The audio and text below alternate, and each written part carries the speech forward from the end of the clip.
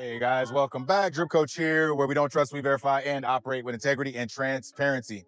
When you walk these streets, it's not just charts, it's real human lives. And you can see, if you're here, you can see, you can feel it, you can hear it, the effects of what hyperinflation does to people. So I spend a lot of time in this downtown area because it's really easy for me to start practicing my Spanish.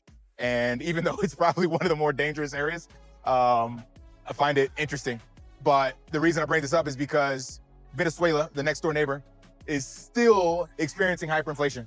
I recently signed up with a Spanish app online, and the bulk of these teachers are all from Venezuela. So you can actually have teachers from all over South America, and you pick your own times and stuff like that, which is really cool. But what that shows me, and here, there's mostly Venezuelan workers here as well, especially what we would call prostitutes. They just call street working girls. They are, a lot of them are from Venezuela. So what this does here is it shows you when the banks become the thieves, there is no other options. You have to basically do whatever you can to survive. And it's insane to see it in the flesh out here. And the reason I bring it up is because, like I told you guys, that Bitcoin is the life raft. It's the only opportunity to escape this fiat Ponzi.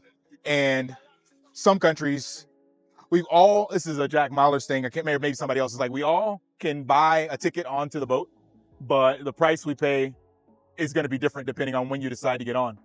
So actually, I found this out from my teacher.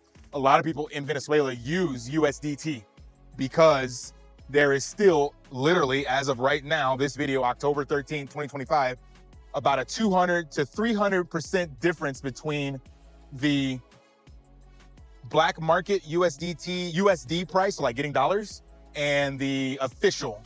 So the way she explained it is that the official rate is like 100 to 125 bolivars, I can't remember, to the dollar. And then the black market rate is like 300. And Binance sets that black market rate. So it's basically whatever USDT is. And she said that they've had Binance in the country for years now, but only as of recently, literally like within the last year and a half, have they decided that it's like a necessary thing to do.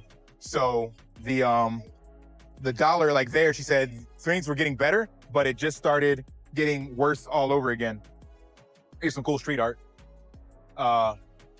So that means that as they deal with all this, it's literally changing day by day. So they try not to even pay in the Bolivar at all.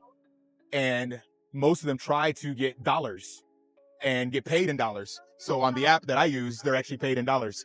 I think they're actually paid in stable coins, to be honest, if I remember correctly. But I guess I say all this to say that, like, yeah, when you walk around here and then you see this, like, again, the street girls that are working, some of the drugs and stuff that are out here, the opportunities that they are willing to do, the risks they're willing to take, all because their economy, fiat currency, collapsed. And we think, yeah, if we're in another country, that it may not happen to us, but fiat currencies has been collapsing since we created fiat currencies. You do your history, like I put on the channel multiple times, you do your homework, you'll find out that every single one fails. So it's not a question of if, but more like when. And then with that narrative, you have to wonder what will happen to the dollar. I don't think we will ever experience hyperinflation due to the way that the dollar is entrenched in a bunch of other countries. And now with stable coins and other countries buying treasuries, they escape their country's currency to the dollar. So it just allows us to kick that can down the road a little longer. But make no mistake, it is failing and it will continue to fail. So it's not a matter, again, of if, but when. And so if that's the case, and history has shown that that is the case, what are you going to do about it? Because when all of a sudden you wake up and the bank has stolen your money, you have no money in your bank account, what do you do? And that's exactly what happened to Venezuela with hyperinflation.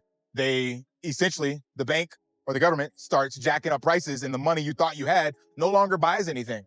So you have to decide, are you going to stay there and fight for what little you can? Or are you going to like pack up whatever you can and head somewhere else?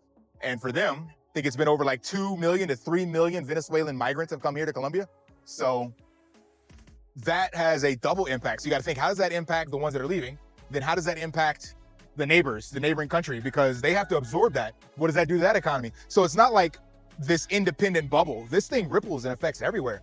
And until you get boots on the ground and see it, feel it, hear it, listen to the stories, it's like, it seems foreign. And again, especially because like myself coming from the US and maybe many of y'all watching this, and maybe even in the European countries, we're kind of like protected against this. We don't think it can happen. The last collapse was the German franc way back when in Germany. I mean, I guess there was some in Eastern Europe, but point I'm getting at is that many of us haven't experienced it.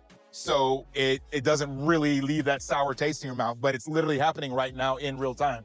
Like I said, as I walk around these areas and get these stories, and it reminds me of that song, I don't know if y'all remember it, probably in the 2000s by City High. I think it was called What Would You Do? Something the chorus like, what would you do if your son was at home crying all alone on the bedroom floor because he's hungry and the only way to feed him was to sleep with a man for a little bit of money and his daddy's gone somewhere smoking rock now, in and out of lockdown. I ain't got a job now. So for you, this is just a good time, but for me, it's what I call life. That hits way different when you see it out here in real time, because that's what a lot of these girls and then some of the guys selling drugs are doing. Like, they had jobs in Venezuela, but the economy shit the bed and they couldn't stay. And then many of them are here, I'm not gonna say it's illegal, but they don't have the cedula for here because they don't have the money. So let's say you're working like a part-time job in Venezuela, like you're a college kid or something like that, right? 18, 20 years old, you're in college, or maybe you don't even have a job yet. You're still with your parents trying to figure out what you're gonna do with your life. Your parents can't support you, so you decide, well, you gotta get out and do something on your own. You come across the border, they let you across, so you can come across on a visa, like temporary, because Venezuela, Colombia border is open to them back and forth. But in order for you to get a job here, you have to actually have a cedula. Not just the foreigners like myself, but also, I guess they'd be foreigners too, Venezuela. Well, to get a cedula, you gotta do the paperwork, you gotta pay the money. And that is oftentimes like a couple $100s. Well, if you came across the border with $0 in your pocket, the first thing you're gonna be looking for is food and a place to stay. So a lot of these hotels, $7 to $8 a night, $10 a night, they'll put 4 or 5 of them in a room and they can split the cost. But where's the easiest way to make money? Out on the streets, right? So selling drugs or prostitution. But that's not enough for you to get your paperwork done and go get a really legitimate job, nor maybe you don't have the skills to get a legitimate job. Plus, you got to remember that multiple people came over here with maybe better skills. The labor force is jacked up. There's way more people than there are jobs. So all that is stacked against you. And now you're kind of stuck here. Home is worse. Here, you can kind of make a little bit of money to at least eat and have a place to sleep. So like now you're in this system, we would call it, right? So it's like, man, that shit hits hard when you think about that. And again, being from the Western mindset, we may not think about it, but that's why I show this around here. This isn't the bad area. Like right now, you don't see any like homeless people out there. Well, actually, these guys are digging through the trash over here. But if I go like 2-3 blocks away, maybe I'll go down the street and show you guys. They're not out on the streets on this side, but there are literally people sleeping on the streets. You can watch them smoking crack on the streets. In this next street over, there's definitely a lot of prostitutes that work on this street. It's kind of like bars, I guess you would call it, like little street bars, and they play music and whatnot. But there are a bunch of like short-time hotels, and you can see the girls sitting in the stairwell, looking for customers, and also doing drugs. The most common drug, I guess the cheapest one out here, they call it Tutsi. I had to look it up. It's like this pink cocaine mixed with a whole bunch of other stuff, according to Wikipedia and ChatGPT. So it is not something you would probably want to get in on, but it's cheap, and it's kind of like the local party drug, kind of like ecstasy in the 90s, I guess. So a lot of them are doing it.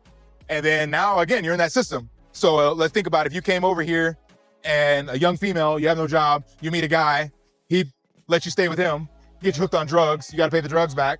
And then now you're doing prostitution, right? So you can see him on the corner there, and then down that street and across the street there. So it's crazy. That's just the best way I can describe it. And the only way to have it hit for you guys, like hit for me, is to try to show you.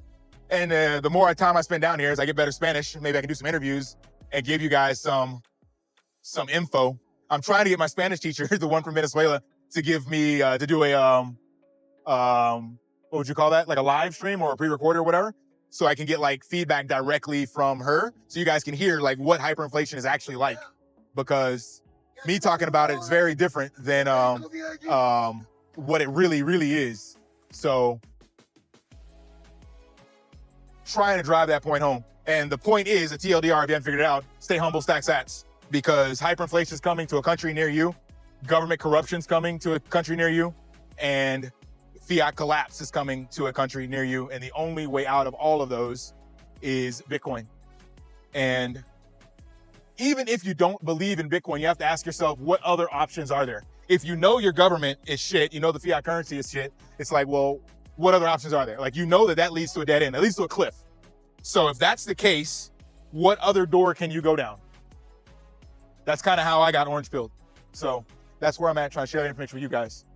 All right, stay humble, stack stats, smash that HBO special, help a brother out, like, subscribe, comment down below. And until next time, lift daily and achieve your impossible. See ya.